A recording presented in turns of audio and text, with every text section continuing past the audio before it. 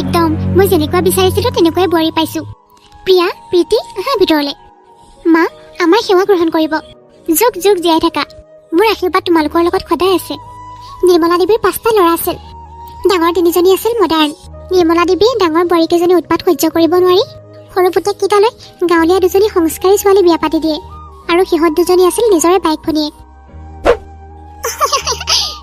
ৰিয়া, তই? মা, এইকেইটা কি বস্তু উঠাই লৈ আহিলেনো? কি যে নমুনা। তহঁতক কয়টো বলে নোৱাৰিলোৱে, সেইকাৰণে মই গাঁৱলীয়া ছোৱালী 2জনীক বিয়া পাতি আনি দিছো, বিক্ৰম আৰু মানসলে। বৌ? হয়, আমি গম নোপোৱাকৈ মায়ে সিহঁত দুটাক বিয়া পাতি আনি দিছে।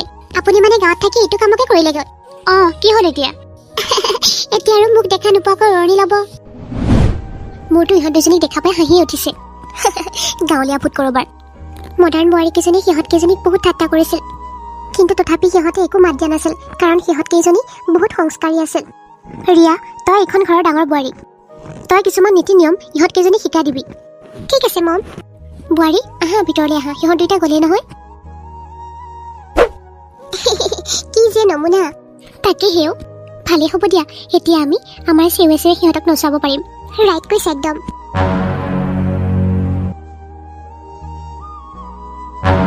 ওলাইছা প্ৰিয়া? কিমান যে ধুনীয়া লাগিছে মোৰ মৰমৰ মানুহজনী। ইছ, এনেকৈ নাচিছা? সঁচাকৈ কৈছো। প্ৰিয়া, প্ৰীতি, মই যাওঁ দিয়া প্ৰিয়া। মায়ে দিয়া কাপোৰ কেইযোৰ সঁচাকৈ ধুনীয়া লাগিছে ন? হে হৰি, কি হ'লনো বৌ? তোমালোক 2জনীয়ে কি পিন্ধিছা? চাদৰ মেখেলা পিন্ধিছা? তোমালোকক আজি নতুন কইনা বুলি মানুহে চাবলৈ আহিব, আৰু তোমালোকে এইবোৰ পিন্ধি লৈছা? তো আজিতো তোমালোকে এটা স্পেচিয়েল পিন্ধা। তোমালোক 2জনীয়ে আমাৰ কি সন্মান শেষ কৰিব লৈছা নেকি? নে সন্মান শেষ কৰিম বুলি আহিছা? আমাৰ লগত থাকিলে তোমালোক 2জনী মডাৰ্ণ হ'ব লাগিব। তেনেকৈনো কিয় কৈছে বৌ? মায়ে আমাক দিছে এই 2যোৰ কাপোৰ পিন্ধিবলৈ। মই তোমালোকৰ কাৰণে সিটো ৰুমতে ড্ৰেছ থৈ দিছো, পিন্ধি লোৱাগৈ। যদি এইবোৰ পিন্ধি বাহিৰত ওলোৱা, মায়ে কিন্তু বহুত বেয়া পাব। তোমালোকে চাগে কথাবোৰ নাজানা। আৰু মানুহে দেখিলে আমাৰ বদনাম হ'ব। তেতিয়া ক'ব ডাঙৰ বোৱাৰী কেইজনী মডাৰ্ণ, আৰু এইকেইজনী জানো কি গাঁৱলীয়া ভূত। ঠিক আছে বাৰু বৌ, আমি বাৰু এয়া নিপিন্ধো। অ'কে। আজি কিমান যে মানুহ আহিব ঠিক নাই নতুন কইনা চাবলৈ। মই আকৌ নামঘৰত চাকি গছো দি থৈ আহিব লাগিব নহয়। নিৰ্মলা বাইদেউ, তহঁতে আহিলি? বচোন। আমিও বেছি দেৰি নকৰোঁ দে, বোৱাৰীকেইজনীক চাম আৰু গুচি যাম। মই গোঁসাই ঘৰত সোমোৱাই নাই নহয়, তহঁতে বচোন। মই বাৰু বোৱাৰীকেইজনীক মাতি দিওঁ। হ'ব। প্ৰীতি, প্ৰিয়া, সৰুকেইজনী গাঁৱলীয়া নহয়, ভালেই হ'ব চাগে। ময়ো তাকেই ভাবিছোঁ। আমাৰ বিপ্লৱলৈও গাঁৱলীয়া ছোৱালীকে আনিম বুলি ভাবিছোঁ। ভালেই হ'ব। গাঁৱলীয়া ছোৱালীবোৰ ইমান সহজ সৰল, ইমান অমায়িক ন? আপোনালোকে মাতিছিলে? আমি ভাবিছিলোঁ এইকেইজনী অলপ ভাল হ'ব নেকি? একে ওলালে দেখোন। এতিয়াৰ পৰা চাগে এনেকৈ পিন্ধিব। লাষ্টৰ বুলি কোৱা বস্তুটো আছে নাই বাৰু তোমালোকৰ? আজি তোমালোকৰ প্ৰথম দিন আছিল। আজিৰ দিনটোতে তুমি এইবোৰ পিন্ধিছা যে? আজিতো কমচে কম তোমালোকে চাদৰ মেখেলা পিন্ধিব পাৰিলা হয়। মানে চুপ থাকা। হ'ব, আমি আৰু ইয়াত 1 ছেকেণ্ডো বহি নাথাকোঁ।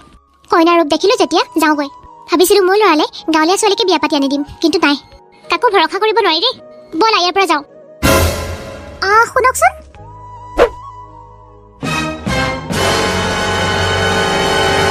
তোমালোকৰ সাহস কেনেকৈ হ'ল এইবিলাক কাপোৰ পিন্ধিবলৈ?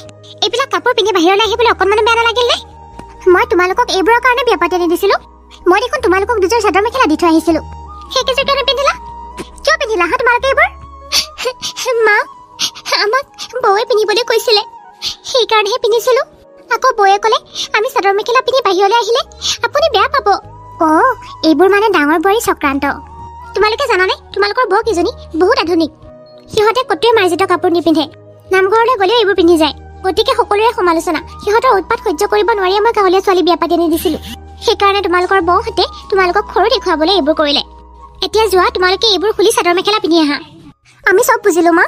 আমি গাঁৱলীয়া সংস্কাৰী বোৱাৰী কেইজনী মডাৰ্ণ বোৱাৰী কেইজনী কেনেকৈ সংস্কাৰী বনাম আপুনি চাব মা।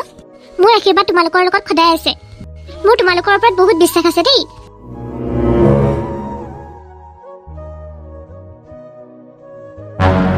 অপৰাধ বিনাশন তজু নামে নাৰায়ণ, জানি নাম পঢ়িলো শৰণ, আনগতি নাহিকে মৰণ,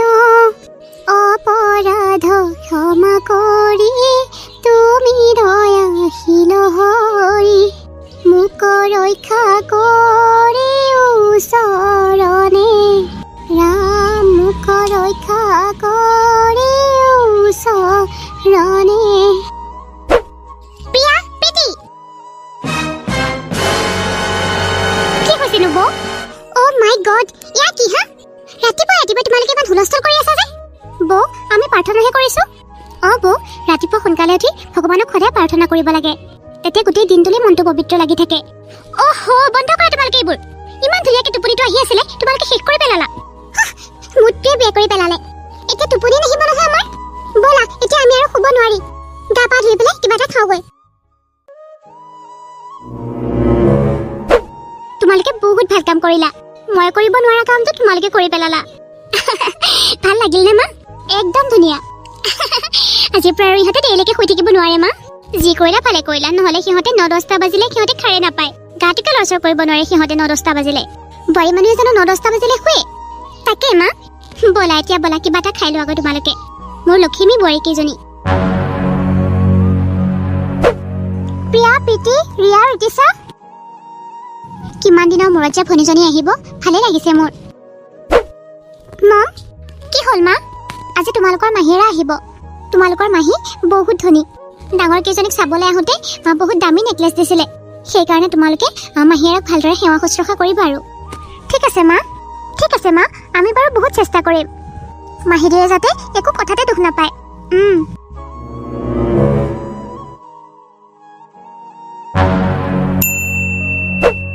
তাই আহিল চাগে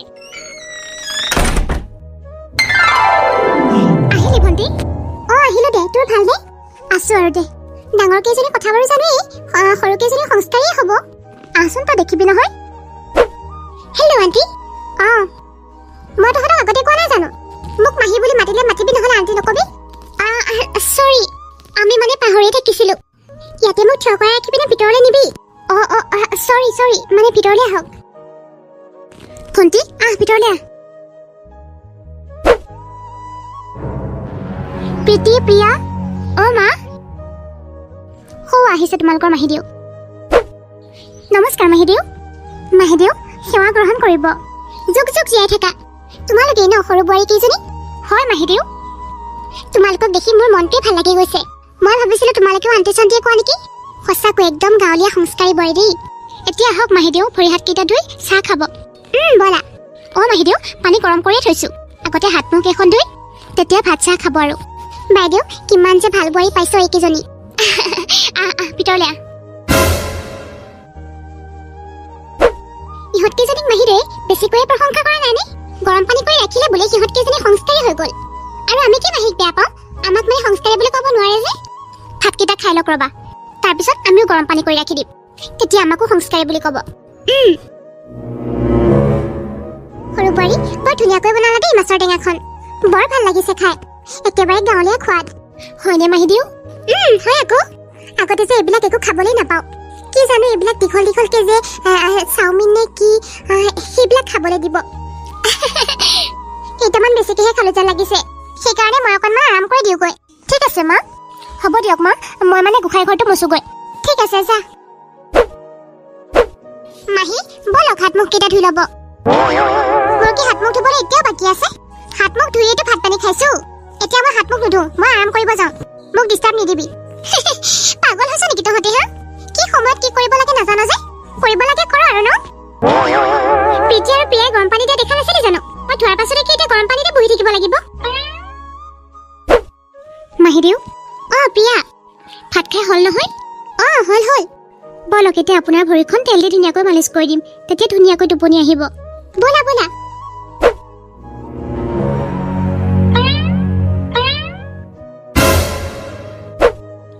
মাহীয়ে ইমান ৰাতি মাৰ ৰুমলৈ কিয় গৈছে নিশ্চয় কিবা কাৰণ আছে আমি শুনিবই লাগিব হ'ব দিয়া এইখিনিত ৰখিলে ধুনীয়াকৈ শুনা পাম বাইদেউ এইটো ল তোৰ গডৰেজৰ চাবিপাত মোক যে তই সামৰি থ'বলৈ কৈছিলি মই আৰু এইটো ৰাখিব নোৱাৰো দে এয়া তোৰ সম্পত্তি তই ৰাখ মোৰ যি বেমাৰ হৈ থকা হৈছে কেনেবাকৈ কিবা হ'লে চাবিপাত ক'ত পাবি সেইকাৰণে এতিয়া দিবলৈ আহিলোঁ দে বাইদেউ ময়ো ভাবি আছিলোঁ এইটো কথা কোনোবাই দেখিব বুলি মই জুৱেলাৰী বক্সত লৈ আহিছোঁ ভালেই কৰিলি দে বুজিছ বহুত দিন ৰাখিলোঁ আৰু দে এতিয়াও নহ'ব এতিয়া সময় আহি গ'ল এই চাবিপাত তোৰ হাতত দিয়াৰ তই জানো কোৱা নাছিলি মোৰ যিজনী সংস্কাৰী বোৱাৰী হ'ব সেইজনী এই চাবিপাত পাব বুলি কৈছিলোঁ সেইটোৱে হ'ব তেতিয়া সেই সংস্কাৰী বোৱাৰীজনী এই ঘৰখনৰ মালিকনী হ'ব এইখন ঘৰৰ পইচা গহনা পাতি মাটি বাৰীৰ কাগজ পত্ৰ সকলোবোৰ তাইৰ হাতত থাকিব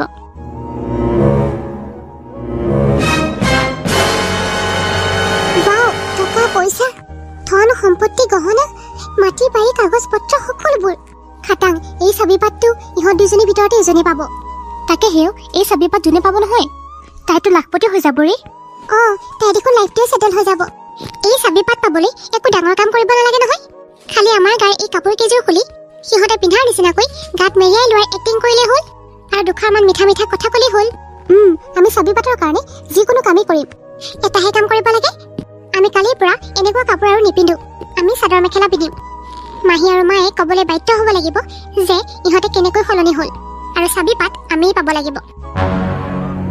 মই দুৰাচাৰ কেৱলে তোমাৰ অপৰাধী নাৰায়ণ, সমীয় কৰি লোৱা দাস কৰি পহিলো হেৰা শৰণ, ৰাম পহিলো হেৰা শৰণ। কৃষ্ণ প্ৰভু কৃষ্ণ। আই তহঁতেহে, মই আকৌ প্ৰিয়া আৰু প্ৰীতি বুলিয়ে ভাবিছিলো। তহঁতে কেতিয়াৰ পৰা সেৱা কৰা হলিহি? তাতে ইমান ৰাতিপুৱা, সিহঁততকৈ আগতীয়াকে উঠিছ দেখোন। মা, আজিৰ পৰা আমি এনেকৈয়ে উঠিম। ভগৱানক সেৱা কৰাটো বহুত ডাঙৰ কথা নহয় নহয়। দে তহঁতে যদি অন্তৰৰ পৰা ভাবিছ তেতিয়াহ'লে ভাল কথা। মা, আপুনি দেখোন ইমান সোনকালে উঠিলে। বলক গৰম পানী কৰি থৈছো, তেতিয়ালৈ আমি গোটেইকেইজনীয়ে মিলি ভাতকেইটা বনাই লওঁ। মা যাওক, আপুনি গাটো ধুই লওকগৈ। চোতালখন বহুত লেতেৰা হৈ আছে, ভাবিছিলো মই সেইখনকে মুচি লওঁ নেকি। তহঁতে যেতিয়া গা পা ধুলি প্ৰীতিকে কওঁ। নালাগে মা, আমি ডাঙৰ কেইজনী থাকোঁতে সৰু কেইজনী কিয় কাম কৰিব লাগে? কি কাম কৰিব লাগে কওকচোন, আমিয়ে কৰি দিম। ইহঁতে বাৰু সঁচাকৈ সলনি হৈছেনে? মা, এনেও চোতাল মুচিলে বা ঘৰ মুচিলে গাটো ধুয়ে ল'ব লাগে। আপুনি চিন্তা কৰিব নালাগে, আমিয়ে কৰিম। লাগিলে আকৌ এবাৰ গা ধুম। কৃষ্ণ কৃষ্ণ প্ৰভু, ইহঁত কেইজনীও ভাল হ'লেই হ'ল আৰু। প্ৰীতিছা, তোমালোকে বাৰু এটা কথা মন কৰিছানে? কি কথা?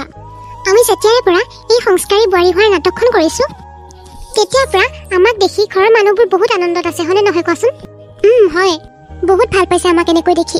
ময়ো ভাবি আছিলো কথাটো। আমি বেছি মডাৰ্ণ হ'বলৈ গৈ ঘৰৰ নীতি নিয়ম সকলোবোৰ পাহৰি গৈছিলো।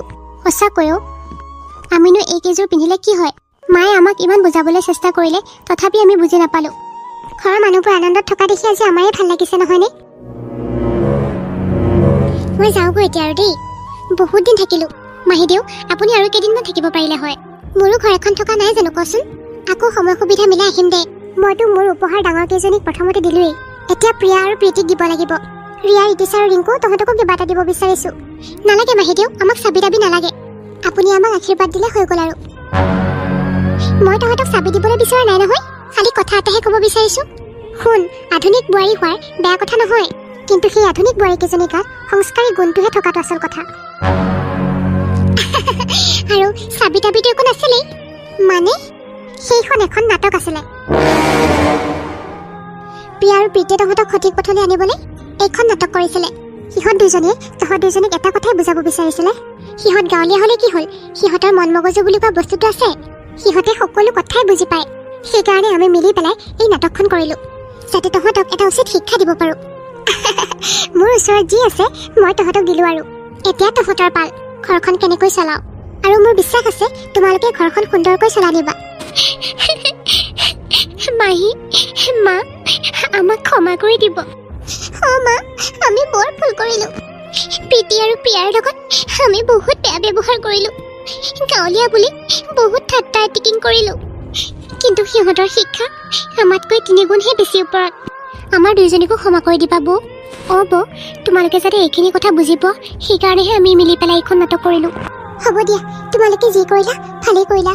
তোমালোকে যদি আজি এইখিনি নকৰিলা হয়, আমি আগৰ দৰেই থাকিলোহেঁতেন। আজিৰ পৰা আমি সকলোৱে লগে ভাগে মিলি জুলি থাকিম। আজিহে আমাৰ ঘৰখন ঘৰ লাগিছে আৰু। এতিয়া মই যাওঁ দেই, মোৰ যি কাম আছিল মই কৰিলো। যাওক মাহীদেউ, সোনকালে আহিব আকৌ। ঠিক আছে বাৰু দিয়া।